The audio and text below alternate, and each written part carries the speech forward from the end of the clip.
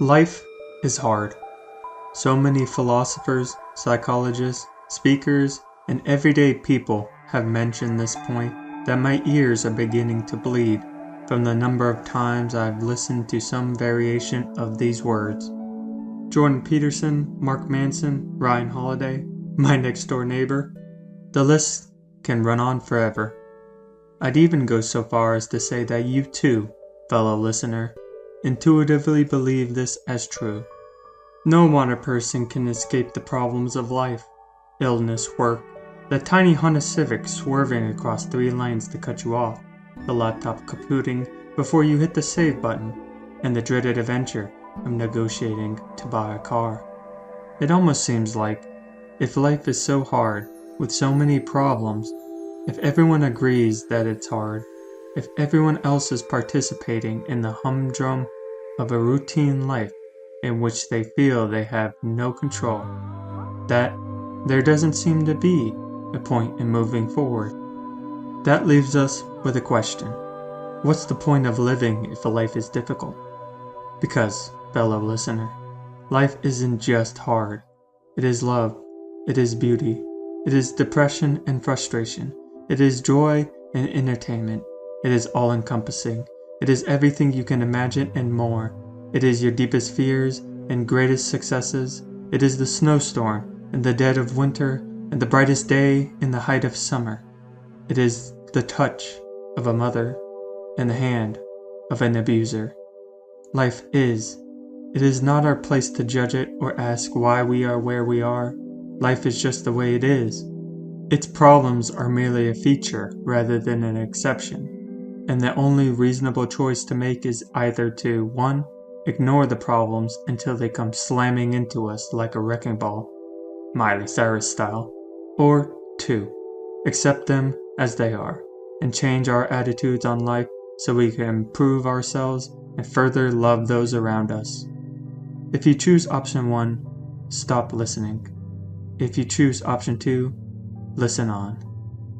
Accepting our lot in life and making a conscious effort to improve ourselves is fine, but when you set your eyes forward on the path decides to branch in multiple directions towards multiple possibilities.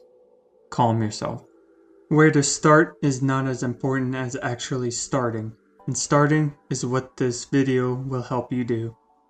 Many of our problems in life come from our decisions to sacrifice our future selves with a desire to appease our present selves. We've all been stuck goggling at a Reese's peanut butter cup instead of the lumpy strawberries moldering inside of the refrigerator, not taking into account our future selves of 5 years down the road where the tubby roll of our belly fat is exerting undue amounts of gravitational force against the couch cushion. We all must confront the unseen problems we know are lurking on the horizon without giving into the laziness of it can wait until later. Take, for example, the oil change. We have our car's oil changed periodically because we want to preserve the maintenance, i.e., health, of the vehicle. We know if we don't, in the future, it will break down on us halfway through our commute to work. We cannot simply say, it can wait until later, or else we'll have to face the consequences of our poor decisions. This concept is the same with our everyday selves. One way we deal with life's problems is to stop self-sabotaging ourselves in the present moment. If we don't, more problems will be added than life is already bound to present us with. Having to face the natural problems of life, death, illness, betrayal, etc., is already hard enough without an increase in disease, anxiety, obesity, stress, and ignorance brought on by our own decisions. With that being said, I've accumulated a short list of some of the problems that might come knocking and how your present self might prepare for them. These explanations are not exhaustive. Some of these topics could have whole articles and books written about them. So for most of these topics, I will be writing further articles and linking them with their respective paragraphs below. Problem 1. Obesity. As you will probably come to realize, the first few problems are ones you've heard of more times than Trump saying how he didn't lose the election, but they are repeated often for a reason. I'll try my best to give you practical tools you can use every day, but I do tend to babble. So let's cut to the chase. We need to eat healthy foods. That's undeniably true. Plenty of research backs it, and plenty of nutritionists are too quick to remind us of this. We know. We've all heard that we need to watch our weight, that fat clogs our arteries, that sugar is poison to the veins. We've heard it all before. But the question is, how do we manage this with our ever-increasingly busy lives? I do not think if I buy 30 bushels of bananas that you or I or a family of 5 will keep on this diet. So let's put some tools into that tool belt of yours. The magic number of 3, to be exact. 1. Remove tempting foods from your visual environment. Most have heard the saying, don't go to the grocery store when you are hungry. And since you will most likely bring half of the Doritos from the chips aisle with you, if you do, you'll be further tempted at home to eat the Cool Ranch or nacho cheese, since you can visually see them in your environment. If you have made this oopsie, throw them into the garbage can. No, the one outside, not the one inside that you open up and see into every time you have to throw away your trash. If you still want a little treat for yourself throughout the week, store the chips in a place you will not visually see them, such as a cabinet or a dusty old drawer. The less stimulus you give to your eyes to remind your brain of how scrumptious those chips are, the less likely you will eat them and fail your future self. Of course, we all are flawed, so eventually we will relapse and devour a whole bag of peanut butter and chocolate lovers trail mix. What can I say? Anything peanut butter calls to me. But knowing that this happens, that we acknowledge that we sometimes succumb to our cravings and that we need to start again on our path to eating healthily after it has happened, is essential in keeping the habit and helping our future selves succeed. 2. Replace these temptations with the foods we know we should eat. Canned beans and vegetables are king and queen of the "I'm too lazy to cook up the chicken that I forgot to de-thaw last night." They go well with your main dishes, already cooked rotisserie chicken, sandwiches, and frozen meats like turkey burgers that can be thrown on the skillet without much effort. Fruits, milk, eggs, yogurt, meats, cheese, and any unprocessed foods act as a good transition from unhealthy eating to a healthy one. More about which foods ingredients you should stay away from and how you can stay away from them can be found in the description below. Making large batches of food to save for later, like pork chops and potatoes, pot roast, salads, as well as being effective, is also a great segue into our third food-friendly tool. 3. Meal prepping.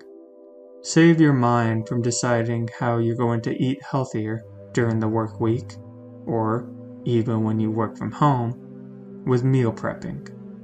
Deciding day by day to eat healthier won't work when you have to get up at 6 o'clock every morning and drive in bumper-to-bumper traffic at 5 o'clock in the afternoon. Lastly, small steps. Don't overhaul your whole diet and expect to get off the sweets and fried foods cold turkey. Like most of the other habits and problems on this list, the solutions will not come overnight. Start with a banana for a snack, or Sunday family pork chops, then tiptoe into one of your meals, changing and experimenting. Problem 2.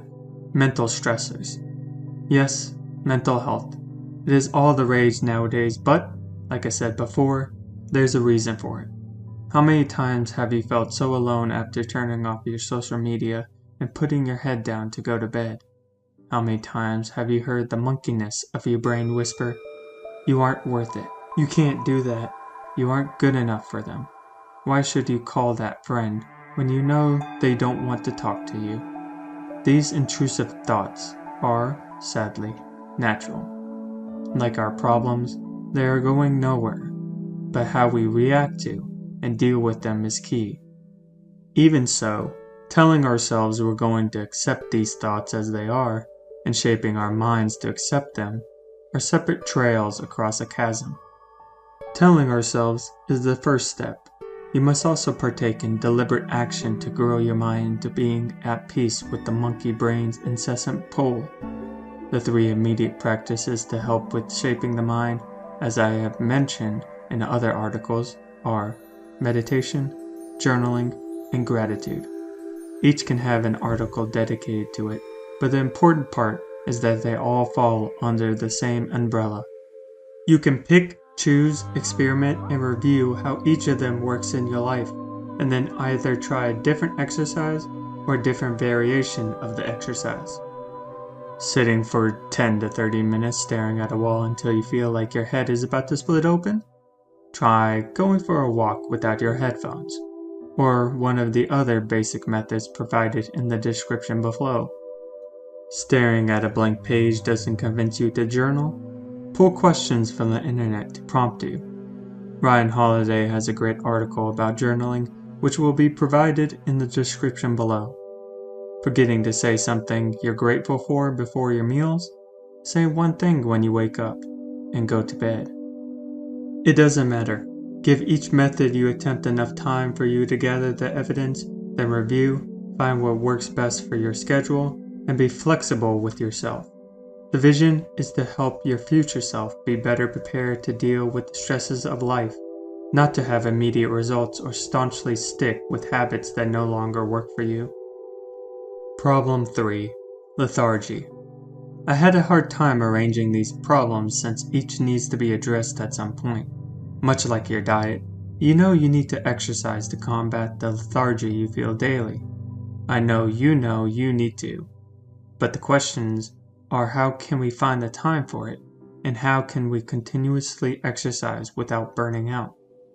Firstly, many enthusiasts say if you don't have the time for exercising, you make time. Though I can reason with this, making time forces you to make exercise a priority over watching TV. Saying this is like telling a dog to sit without showing them how to sit. If you say you do not have the time for exercising, then, at first, make your exercises so small and short that you have no excuses not to do them. This might look like 5 push-ups in the morning or walking a block during your lunch break. After doing these regularly, you will usually do more than you have asked of yourself.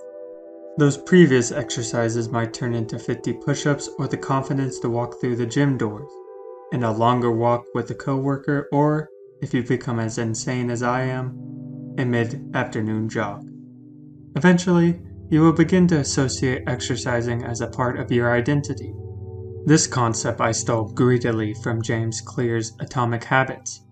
Dang, I do mention this book a lot, which discusses this type of habit formation in much more detail than I can do in my short amount of time here.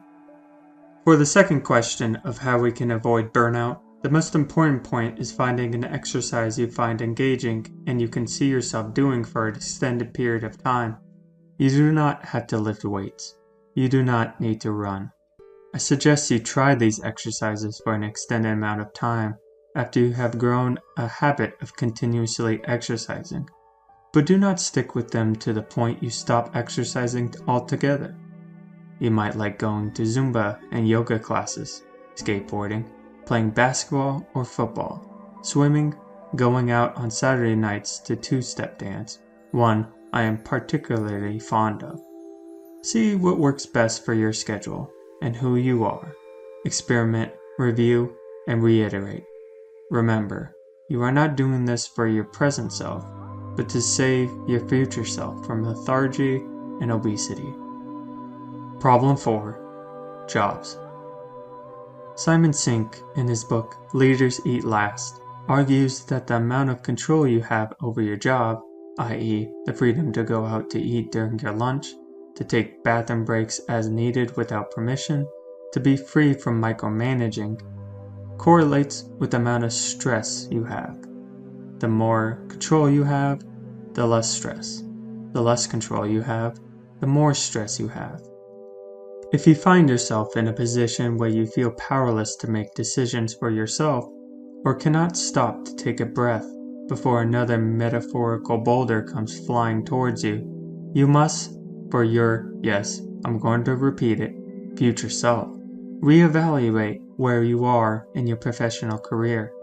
You will be exhausted after work. You will not want to revamp your resume. You will not want to enter into the death arena that is the interview. You will not want to enter into a new job where the conditions and environment are unknown and akin to a desert. You will not want to forsake making $20,000 extra because you've just bought a new house. None of these you will want to do, but otherwise, the fate of you and the relationships you have with those around you will suffer. The enjoyment, respect, and bonds we derive from our work environment, the circle of safety, Simon calls it, directly improves the relationships we have with our immediate family. A coworker coming home late from a job they love will better support the well-being of their spouse and children rather than a worker coming home early from a job they hate. Not only will your future self suffer the stresses of your job, but your future wife, future husband, future children, future friends, and might as well throw in the future itself.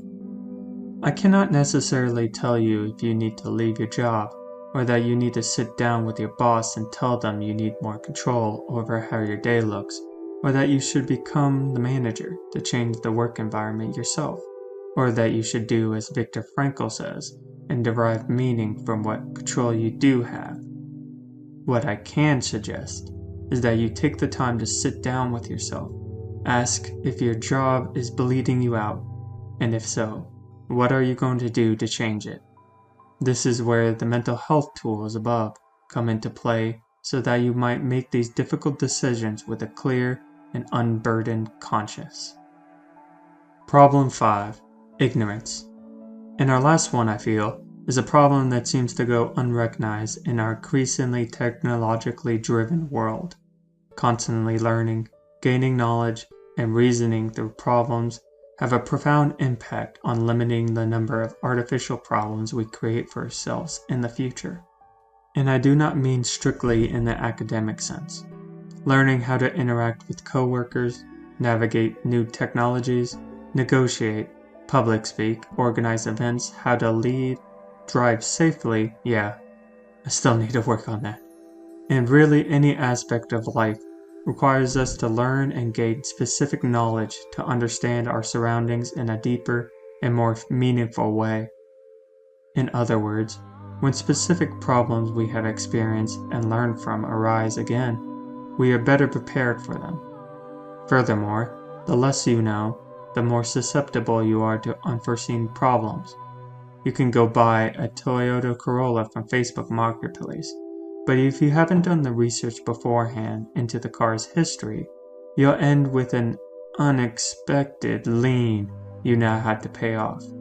Even in the world of the internet, you cannot search for things if you do not know they exist, or are not curious enough to Google the solutions when you first encounter a problem in another person's life. To take the car example further, many used cars that were once rentals should, in the majority, be avoided, since their previous drivers did not own the vehicles and are less likely to have cared for the vehicle while driving it as compared to if they had owned it. Not all have underlying problems, but knowing that they might puts another weapon into your arsenal against that one devil of a salesman.